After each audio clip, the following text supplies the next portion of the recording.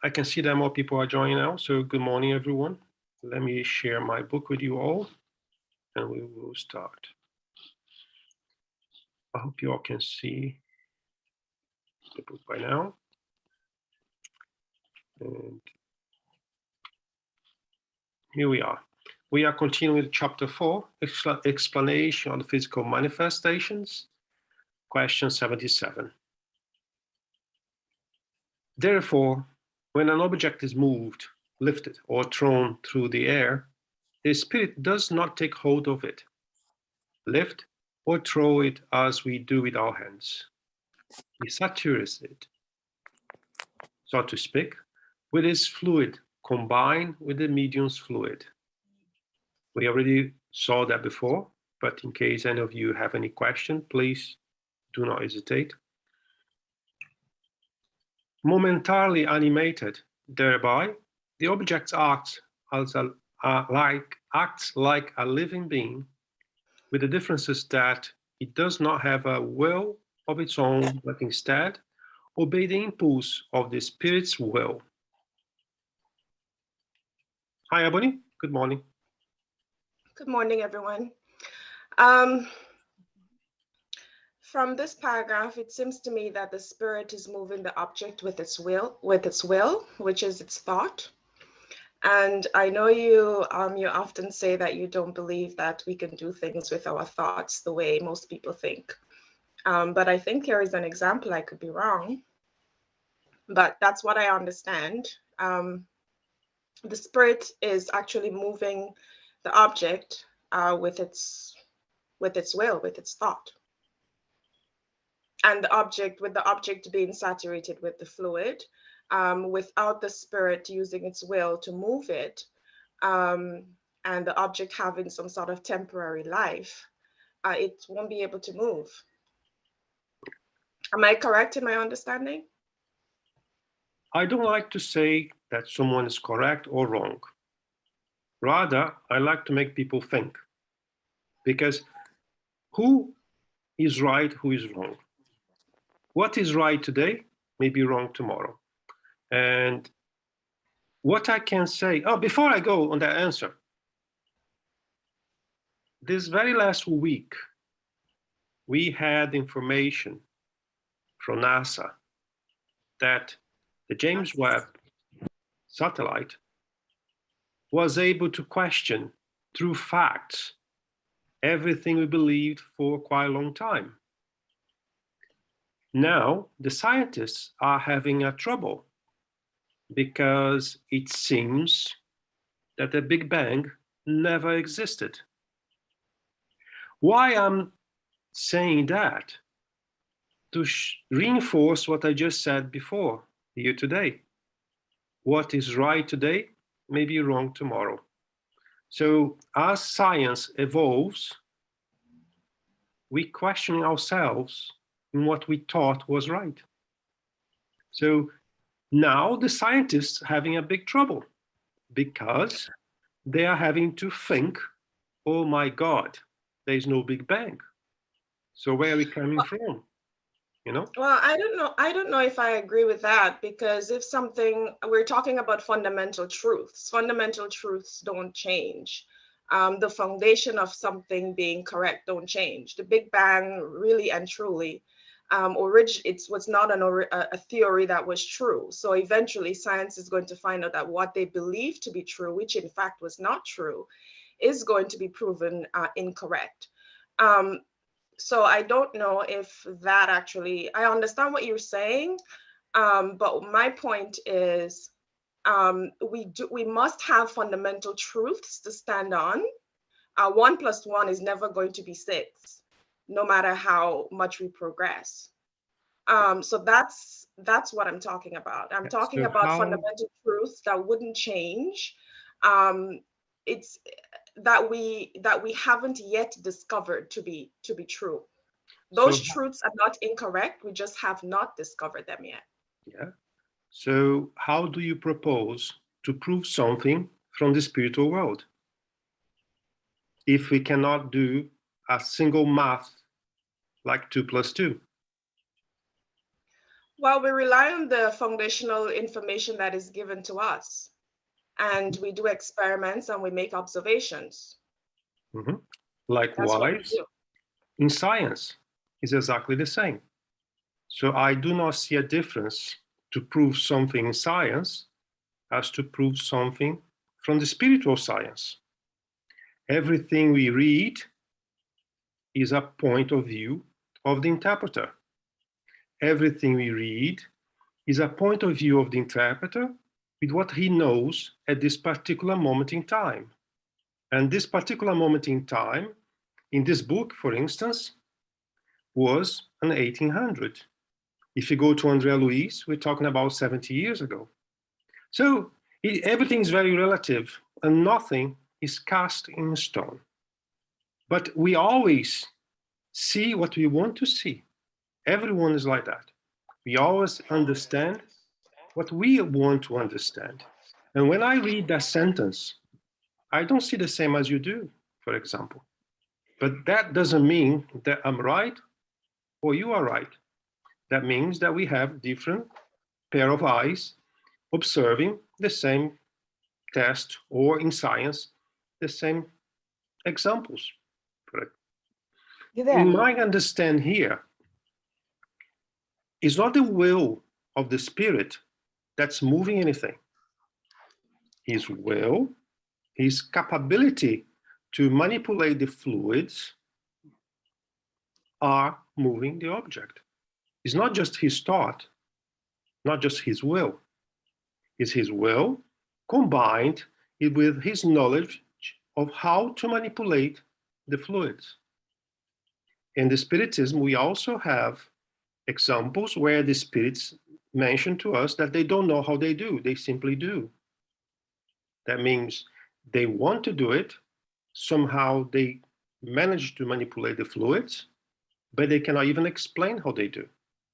So we have to keep our minds open to everything. Otherwise, Spiritism is a doctrine that will remain cast in stone forever. And Kardec told us that's not the goal of Spiritism. Spiritism will evolve mainly with science. So what is true today may not be true tomorrow. So once again, the way I read that, the spirits thought about doing something. He moved the fluids, he manipulated the fluids to be able to do. But as I said in the beginning, there isn't right or wrong. I don't see like that. I see that our perception is commensurated with what we're being exposed, is commensurated with our environment, and so on. So I think your question is very positive, because I hope other people do questions like that as well, because that's the way we learn, that's the way we evolve, that's the way we study. So thanks a lot for the question. It was very good, very good. Did I answer your question, by the way, because I get lost when I'm start to talk? I think in the end we agreed.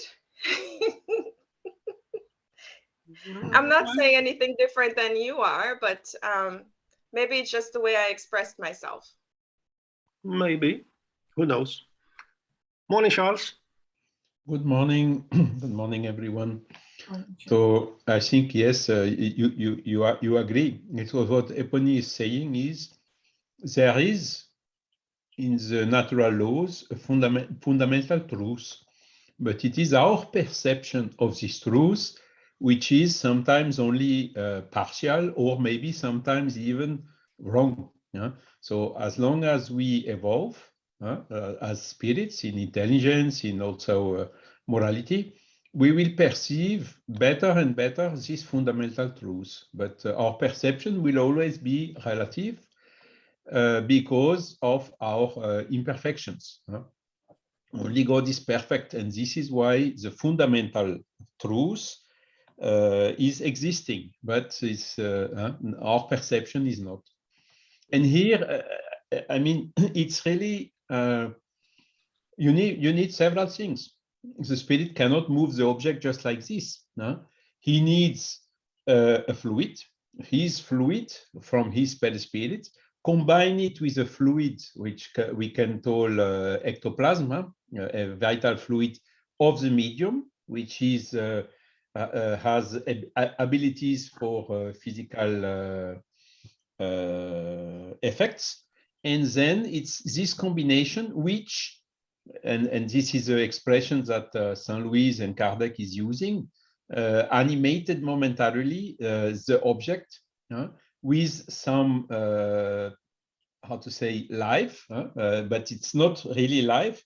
But and then enabling the spirit. Okay, he wants to put it up, he puts it up. He wants to make 3 hits on the floor, he makes 3 hits on the floor, and the object is obeying the will of the spirit as long as this combination of fluid is present. Munir, I saw you flashing your hand. Do you want to say anything? Yeah, I was going to say more or less what Sean said. And just to, I think it was in this group that you've shown a picture, Guilherme. It was a cylindrical object, and you look at the shadow on different walls. And on one wall, you could see a round object, circular object. On the other wall, you could see a rectangle.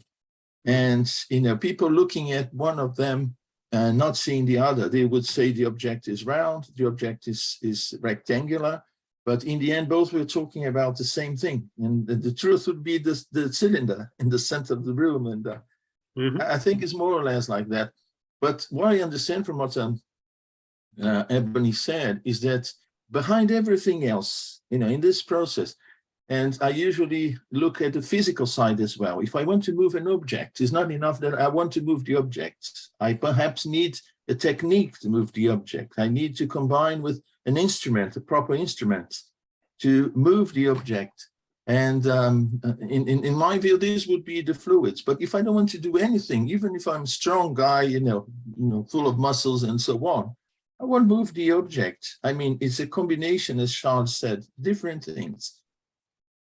And perhaps when we say, you know, oh, it's a thought that starts everything, but it's not enough. I mean, first I need to do that. I need to make the effort. I need to try to find a corner on the object where it's easier to lift it up. Physically speaking, not talking about, you know, a spiritual process using fluids and so on. So I think it's more or less, you know, the same thing. And you need thought, you need willpower, you need fluids, you need combination of the fluids, you need the medium to provide the right fluids. I mean, it's a combination of things for the process actually to take place, to occur.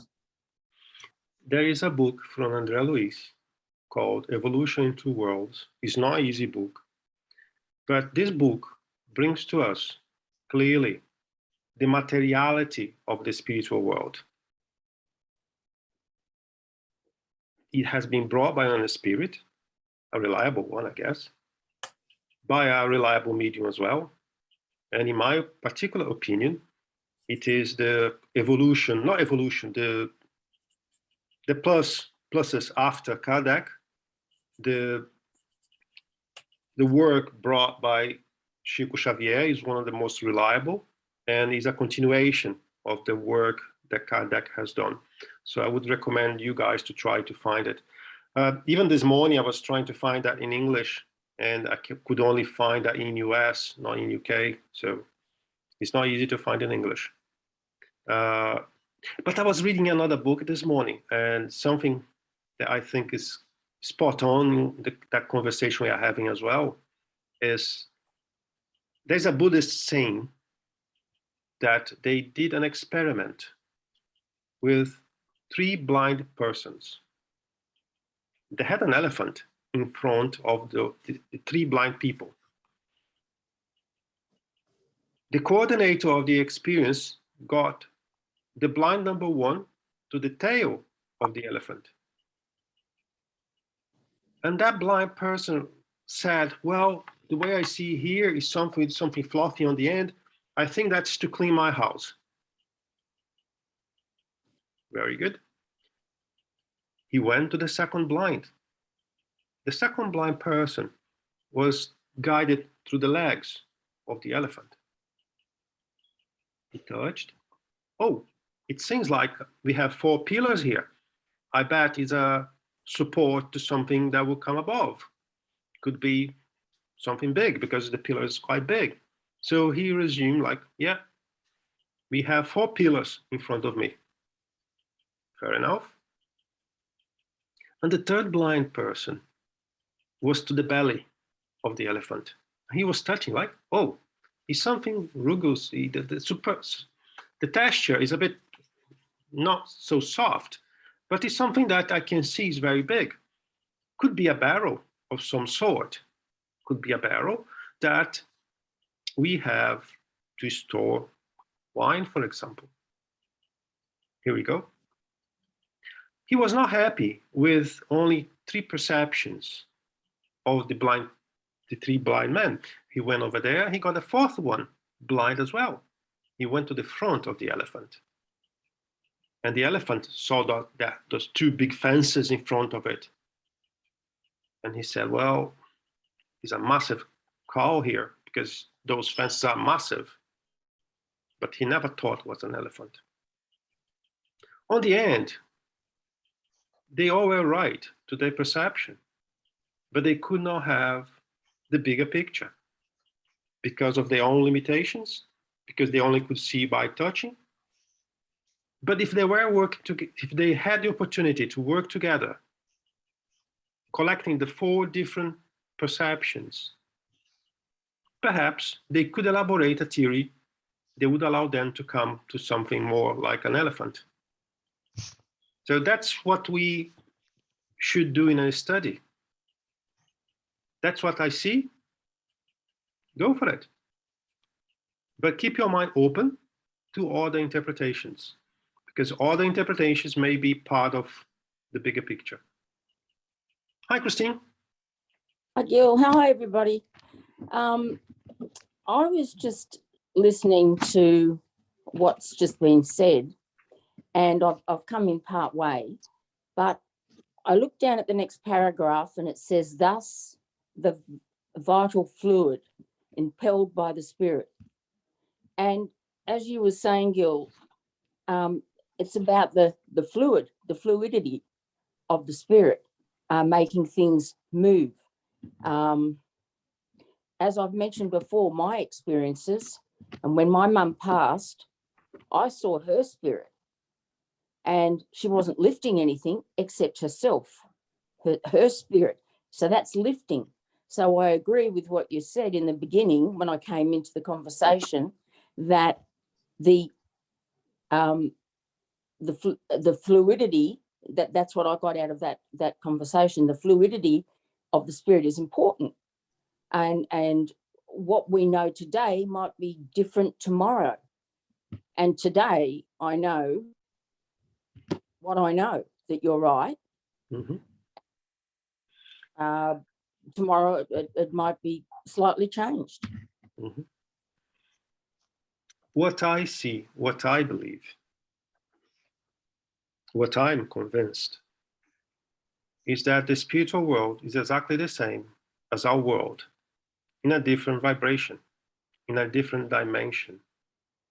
There are enough books from reliable sources that mention to us the materiality of the spiritual world, how they do everything.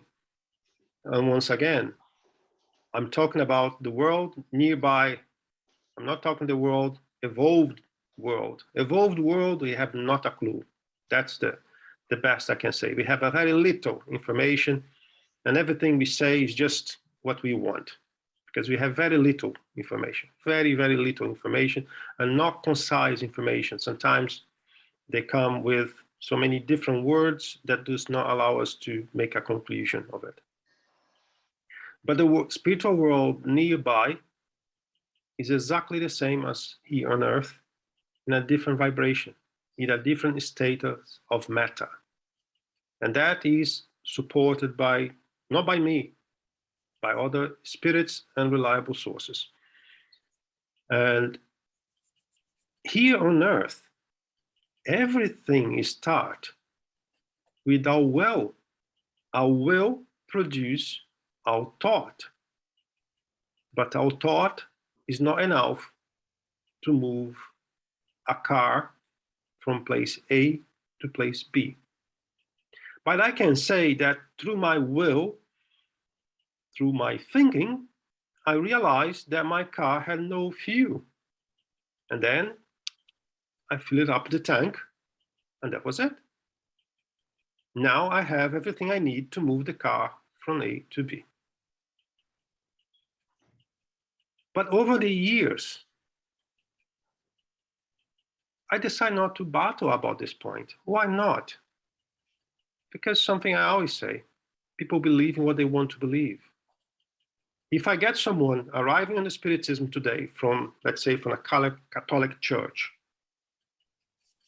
he's happy to call himself or herself a Spiritist. But deep inside, still a lot of what he or she has been taught in a Catholic church. Even that principles of hell and heaven, those principles of punishment, is still there. Takes a lot of time to get rid of it.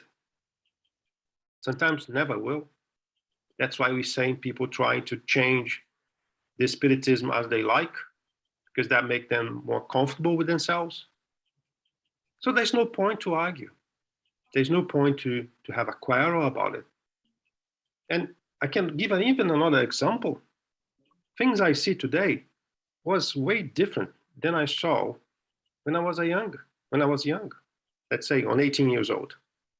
I've started on the Spiritism before that, but let's say that when I was 18 years old, I could not see things I see today. So that's very normal. That's very normal, and that is part of what a study is for. And a study is not to bring answers. That's one of the main mistakes people do. A group study like we do here is to bring questions. And then we go away from the study without questions, our unsatisfied questions. Because some of the questions we will do will be satisfied. Hopefully some of them will not. And then those questions that we are not happy will propel us to do a research, to do our own study. So a common mistake is people coming to a study. First of all, they don't read anything. They don't study anything. They come to study to someone to give what they know to them. But knowledge is not acquired like that. Knowledge is acquired through a thorough study about the subject. And then when we come into a study, then we have so many questions. That's why I'm always happy when anyone have questions. Because when we start to have questions is when we start to profit from the study we are in. And I'm also very happy when those answers given are not sufficient, because that's the only way people will be propelled to study, to really study. Because otherwise we stay where we are forever. We need to have a motivation to push us to, I don't agree with this guy, so let me prove he's wrong. And that's very good. That's very good. That's very good for two reasons. One, the guy can be really wrong, and he will learn with the consequence of your study. Or the other one, you come to the same conclusion after a period of time. So I have no words to say to you guys. Make questions. I'm pretty sure a lot of people leave the room with doubts. I'm pretty sure. But he's afraid to ask. What do you gain with that? Nothing. You came to a place, you gave 1 hour of your Saturday, and you're leaving with a doubt. So it's anyone's choice, so be it, but I would.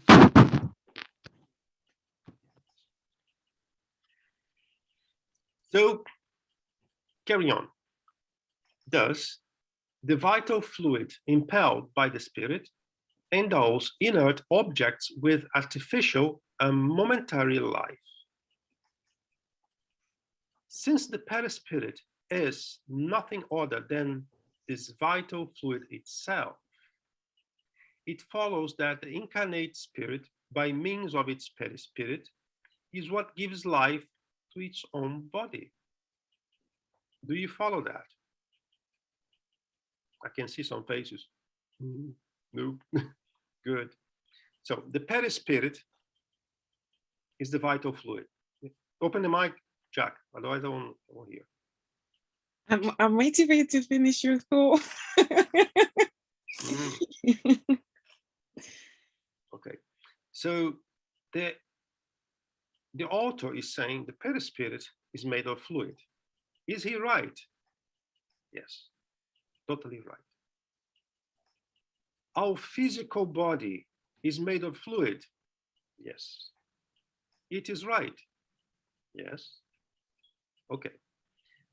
So when we are incarnated, our perispirit is within our physical body, means that the perispirit gives life to our own body. The day our perispirit leaves permanently our body, we're dead. When we sleep, the perispirit goes away, can be close or further from the physical body, but is still attached to the body. So we're still alive. But when the perispirit goes away, there's no life on the physical body anymore. When it goes away permanently, okay? By means of its perispirits is what gives life to our own body. Okay. Our physical body without the perispirits do not have a life. Okay, Jack, go on. Now the question. I understand a little bit of what you've explained. My question is, when it comes to the fluid, and when we're incarnated, the body has a type of fluid and the perispirit has a different one. Mhm. Correct? Correct. Okay. Correct. And they are, what do you call that in English? Life fluid, vital fluid. Yeah. That's a different one, vital fluid. Okay. There are more fluids that are part of our life, right? We need to spend some time trying to dig in here and there, what they are, what they do, how they interact with each other, right? And it stays united to it as long as its organization enables it to. So that means the perispirit is attached to our physical body as long as we have vital fluid. When the vital fluid is gone, the link is broken, all right? So that's why we have to be careful with our choices. Sometimes we use our physical body in the wrong way, and then we consume more vital fluid than we should, or we don't take care properly of our physical body, and we may anticipate that departure. When the spirit withdraws, the body dies. So if instead of a table, we took a wooden statue and act upon it like we did upon the table, we would have a statue that could move about and produce raps in response to our questions. In other words, we wouldn't have a statue that was momentarily animated with artificial life, besides talking tables. We would also have talking statues. He's doing like a joke here, right? How much light this explanation casts over an infinite number of phenomena, therefore inexplicable. How many allegories and mysterious effects it resolves. So when we start to be acquainted with the characteristics of the perispirit and fluids, we start to eliminate a lot of those inexplicable phenomena, right? That's why it's very important to the spiritist to go deeper and study those subjects. in spite of all the evidence, disbelievers object that the phenomenon. Hi, Charles. Yes, William, sorry to interrupt. Sorry, I have the cam off. Sorry to interrupt you. You see, in the previous paragraph, Kardec is writing that, sorry, I lost it now.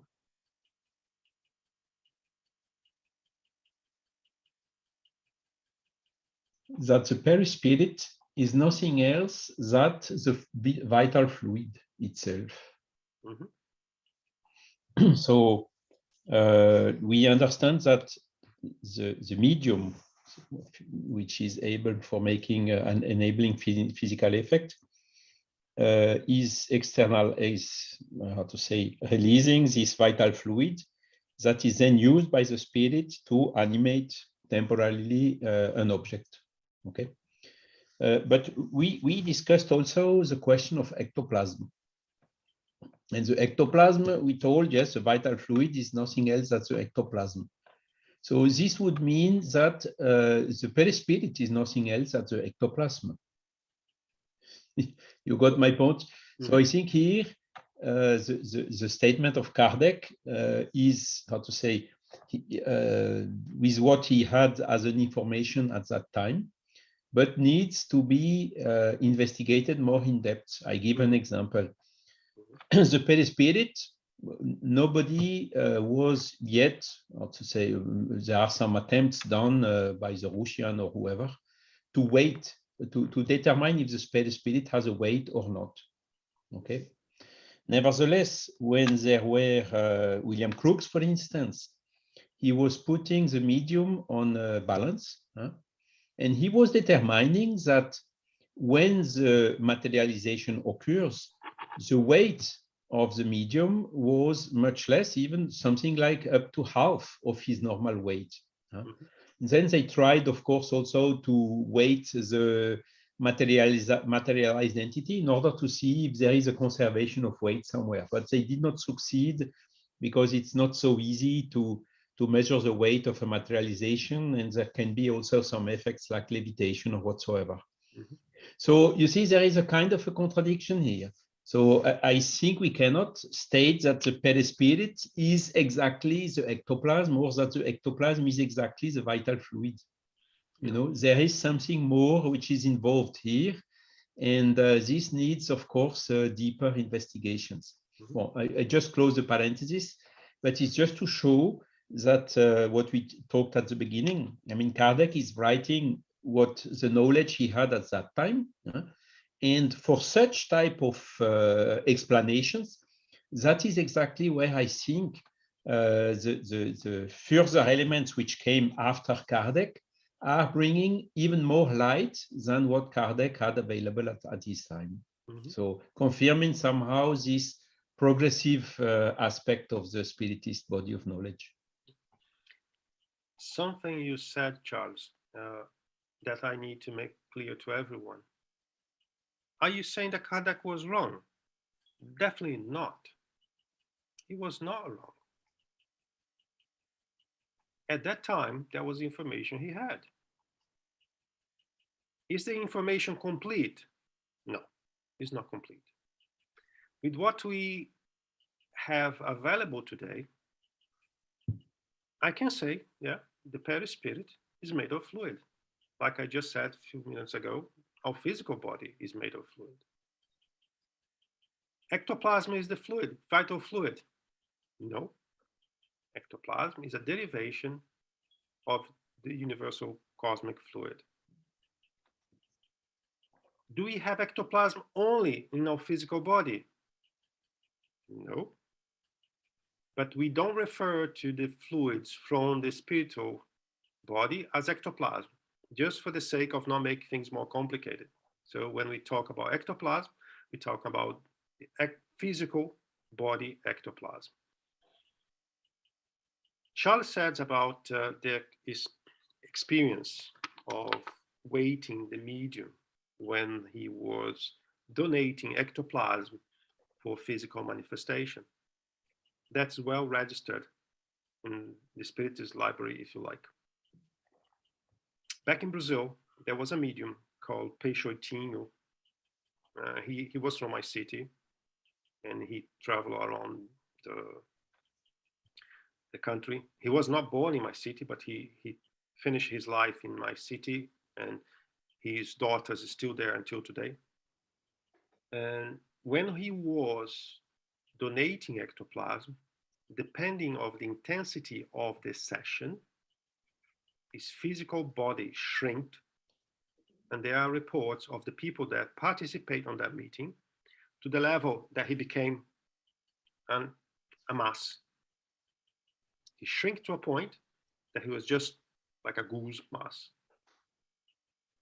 When the session was over, then he was able to recuperate his physical format as normal. So there's a lot of things we do not know in detail, and there's a lot of things that are not mentioned in Kardec. Oh dear, I have 3 hands now. Who was first? Jack. Go, Jack. This is just to complement what I hope it does, what you've said in regards to Kardec. St. Augustine gives a message in the gospel that says progress is the law of nature. Mm-hmm. And then there's another bit that carries on saying, according to the law, earth has been materially and morally inferior. So we're getting there. We are slowly learning more, seeing more. So what you and Ebony discussed right in the beginning about the truth and about what's the information that's there, I think it ties in with the fact that we're still learning, we're progressing, we're getting to the point where we understand more. Not necessarily that Kardec wasn't presenting the whole truth. Sorry, that was just... I tell you what, Jack, I really hope that in 10 years' time from now, at least one part of what we believe is right is wrong. Yeah. So that means we are progressing, right? Not only in science, but also in Spiritism. So who is the second one, Munir or Charles? Munir. Go, Munir. Thanks, Ars. I had the same doubt as Charles when I first read this part here, but then I went back a couple of paragraphs. And then what I understood is that first, this is the medium's book, and then Kardec and the book Genesis that came after. He explains in more detail the vital fluid. But then what I understood here, because he talked about the perispirit as the fluid. So he referred at some points to the perispirit as fluid. And what he's trying to do, in my view here, is to say that the fluid that gives life to the object, that's why he called the vital fluid, impelled by the spirit, endow the objects with artificial inert life. So what he's saying is that the fluid that gives life to the object is the perispirit. And then later he comes and says that, by means of its perispirit, medium's perispirit and the spirit. So what I understood is not, he's talking about the vital fluid as he's going to call in Genesis, but the fluid that animates, the fluid that gives life, that makes the movement of the objects possible. And I replaced by the perispirit, and it looks okay. But you may be right, Charles. I mean, he's just giving the ink at the surface, the paint at the surface, and then there's more to come. Charles? Yes, this is, it needs anyhow clarification and further investigation. And with what you told Guilherme about Peixotinho, what we have seen with Crook's experiences on Florence Cook with the change of weight, and also there are some other phenomenon by Aksakov showing that the arm of the medium was partly dematerialized during the phenomenon, tends maybe to lead us to understand that what is called ectoplasm is a combination of this vital fluid plus some of part of the material body. And this is why there is this difference of weight. this could explain why there is this difference of weight. So it's just an hypothesis. In the recent past, there are people, they are advocating that the ectoplasm is generated on the mitochondria of the cells, right?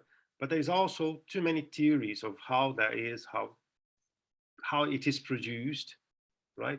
So that's why we are having an effort to make lots of questions to the spirits in the very near future to be able to give us a bit better glance of what would be ectoplasm as we're talking about. And just to give you guys an idea why I'm saying that, because you're not aware of it, is there is a group of people that are getting together to replicate Kardec's method, asking spirits in many countries, in many institutions, different mediums, different beliefs, if you like, to be able to have, through the universal teachings of the spirits, come to a better understanding of few subjects. There are ectoplasm, perispirit, and epigenetics, right? Just for your information. So yeah, so I love this subject because there is a lot of things to research. And as we all see here, we don't know. We know so little. And then we have another thing, right? There is a knowledge brought to us by the spirits, and there is a knowledge brought to us by incarnated spirits. I may come up with a different theory. I may write a book. I may give speech left and right, but I may be totally wrong.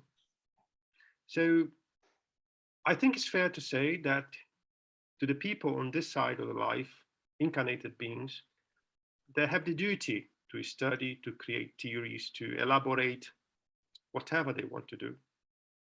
But we have to always return to the basis and ask the spirits, tell me, is what I'm thinking right?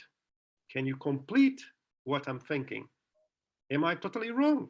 Because I may be totally wrong. But one thing that happens quite often is that as I am the doctor of that subject, I start to create so many people believing what I believe. And on the end of the day, I'm not even prepared to revisit what I think is right. Because it's human, it's natural. That's why in the scientist environment, they used to say that the scientists never accept another theory. And science only evolves when the owner of that theory dies. Because then someone else with a different theory will come and present a different pair of eyes of the same exercise, for example. What I said here in the beginning, remember that James Webb found that there enough evidence to prove there was no Big Bang, right? And we have thousands of scientists already living on Earth that advocate the Big Bang for decades. So possibly what this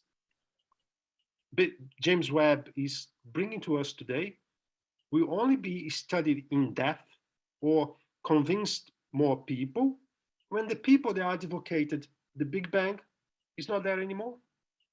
So that is something we'll see for the next couple of decades. So I lost where I was. So I think it was 78, right? Yes, I think so.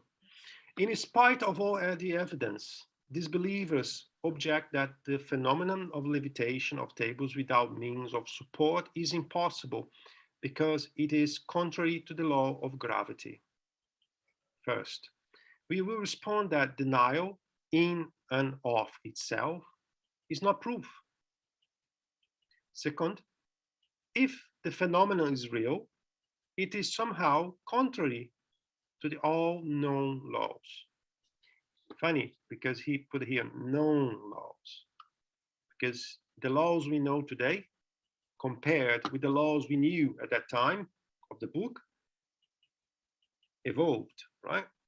But even the laws we know today is not enough to prove everything to us, which would prove one thing. The phenomenon originates from an unknown law, and those who deny the fact cannot claim to know about all the laws of nature.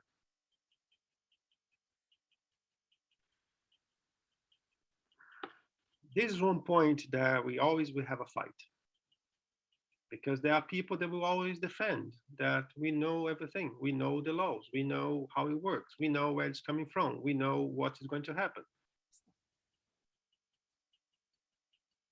Likewise, the laws on the spiritual world, they are not all well known by the spirits, by all the spirits. No, they are evolving. André Luiz has in more than one event a description that says, well, based in our studies today, that's what we know. He said that. So they don't know everything either. What we know is that they have a more advanced knowledge than we do because of the access for the information, if you can say like that. But they don't know everything. They are also evolving in knowledge, in science, and everything. We have just explained this unknown law. Nevertheless, disbelievers will not regard our explanation as sufficient, since it was provided by spirits who have shed their earthly garments instead of spirits, who still wear theirs and occupy a seat in the academy. Hence, if the spirit of Arago had revealed this law while he was still alive, they would all have accepted with eyes shut tight. But if given by the exact same spirit after death, it would be poor nonsense. Why so? Because they believe that since Arago is dead, then everything he believes is dead forever. We have no intention of dissuading them. Nevertheless, since this objection might trouble certain persons, we will try to respond to them from their very own point of view. That is, we will momentarily set aside the artificial life explanation.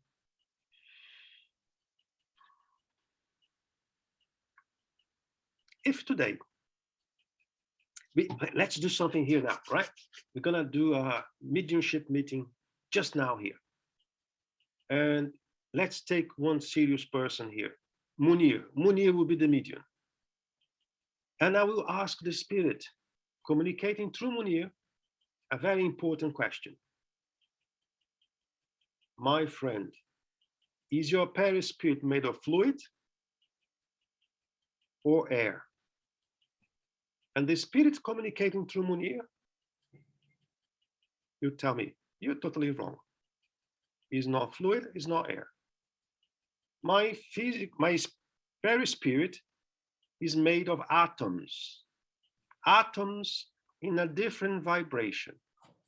Atoms that elaborate organs, fluids, feelings, everything. Period. End of the answer of the spirit.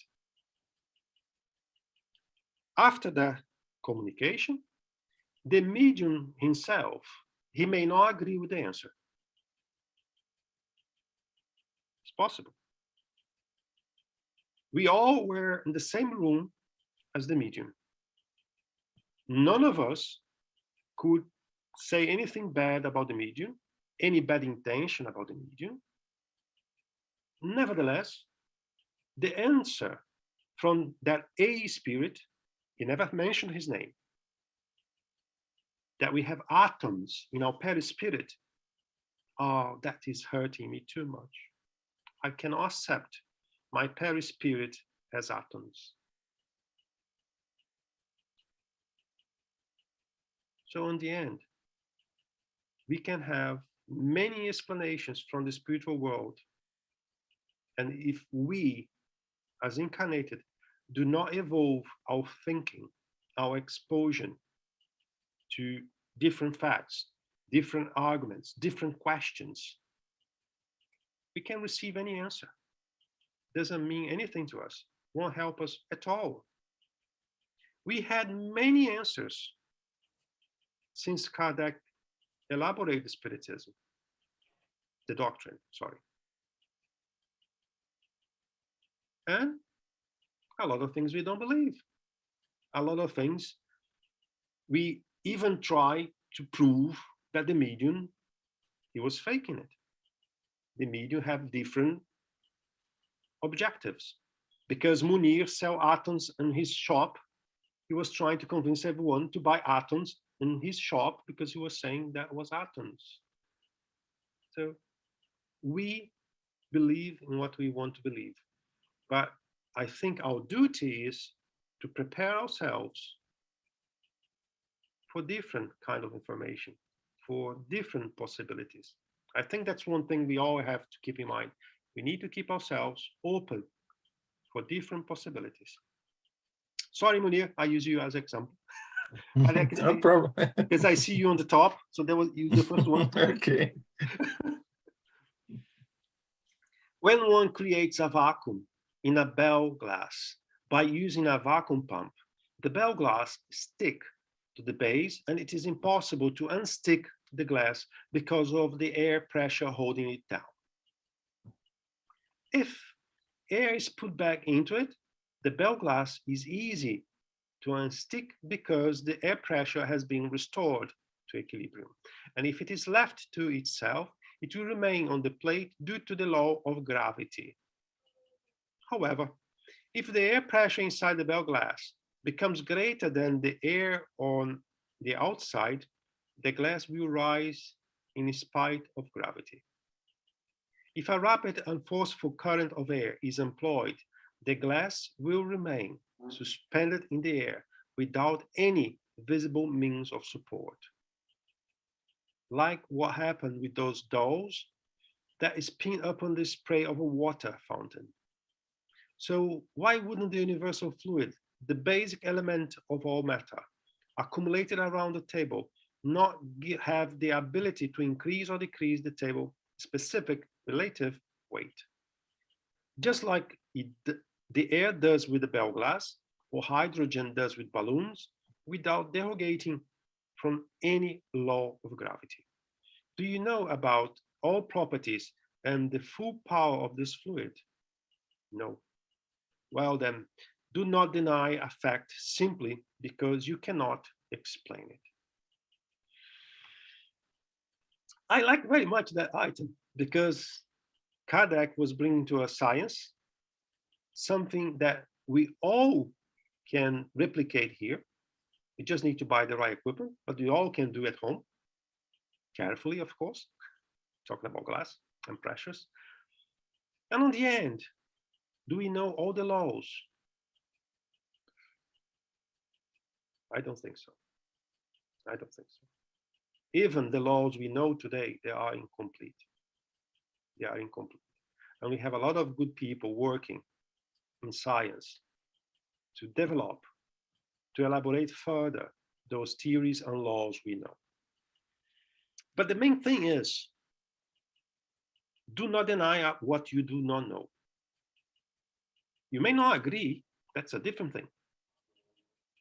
But do not deny. Do not deny. A person I know many years ago in a lecture, he discarnated now. He mentioned something about a book he bought. He bought a book because everyone was talking about that book. That was a nice book to have, different teachings, blah, blah, blah. And when he was reading the book, he could not agree with what was written, to the point that he discredited even the medium that wrote the book. After 15 years, he never threw the book on the rubbish. After 15 years, he decided to get the book and read again. to his own surprise, he was in accordance with everything that was written in the book. So talk to this person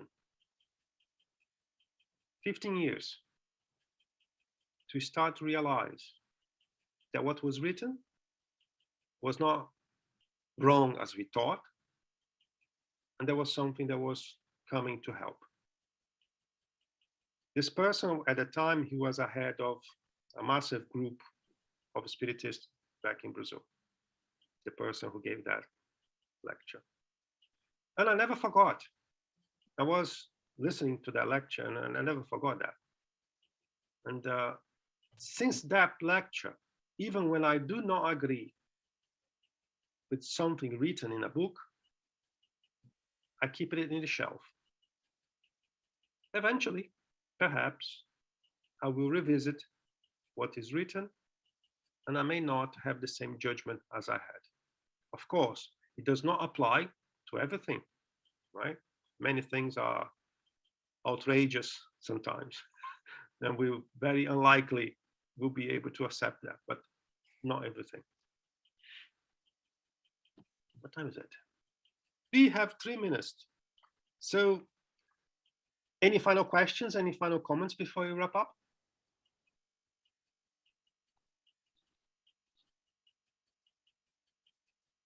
Come on, yeah, go for it. Hi, Guilherme. Sometimes it gives me the impression, going through these items in the music book, it is like a soap opera when you're about to learn the secrets, and something happens and you don't know it, and then okay, next time, and then I ask myself, so why is the point in never go into real depth and understand everything? But we are in a point where we have no condition to understand things in depth, because what the spirits brought to us is just the initial, the entrance to a world that is still very much unknown to us. What do I do with this? I think it gives us the information, enough information for us to stop believing in certain mystical things and start to understand the general aspects of mediumship. This is the case. Otherwise, people would believe in all sorts of things related to the exchange with the spirit world. And so this gives us a north, it's just the necessary information for us at this point to be able to understand the processes behind mediumship, not in detail, not if it happens this way or that way in exact terms, but to give us a north and analyze things, with this information in mind. That's why I see, well, we may not have all the answers, but what we have is already enough for us to, come from the shadow darkness and the dark ages into, an age with more light. And of course, work for the future when they will bring more information and experience to us. I totally agree with you. And it brought to my mind a conversation that I have with Geraldo Lemos about André Luiz books. A lot of information are there, but we are not capable of perceiving that information. As we progress in study, in time, in exposure, experience, when we read again the same book, we start to find new layers of information on that very same book. And I was making a joke with him. It's like a video game. I need to pass from one phase to another. And he said, yeah, it's pretty much like that, because I'm still doing the same, and I'm still finding a lot of things I could not find before. And it's there. Perhaps you could not find before because we were not ready. Perhaps it did not have enough education at the time, scientific education at the time. Perhaps we did not have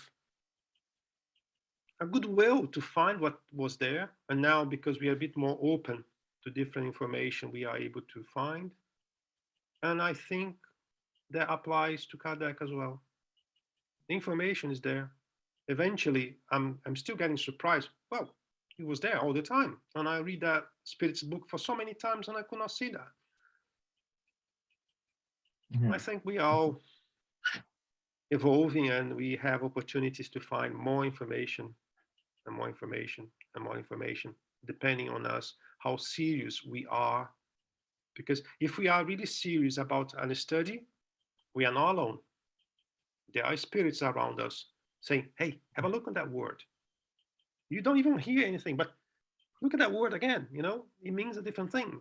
They start to push you to perceive things in a different way. Yeah. And we are not talking about the third party. We are talking about, you know, my perispirit is here. My spirit is here. Vital fluid is here. Everything is. So we're not talking about something else. We are the laboratory, you know. Exactly. Exactly. When we are praying, for example, and we start to see that vibration in our physical, flowing away from our physical body, what is that? We all can make those experiments, but we are afraid to do. Well, that was very, very good. And I'm looking forward to have you all here again in a week time. Let me stop the recording.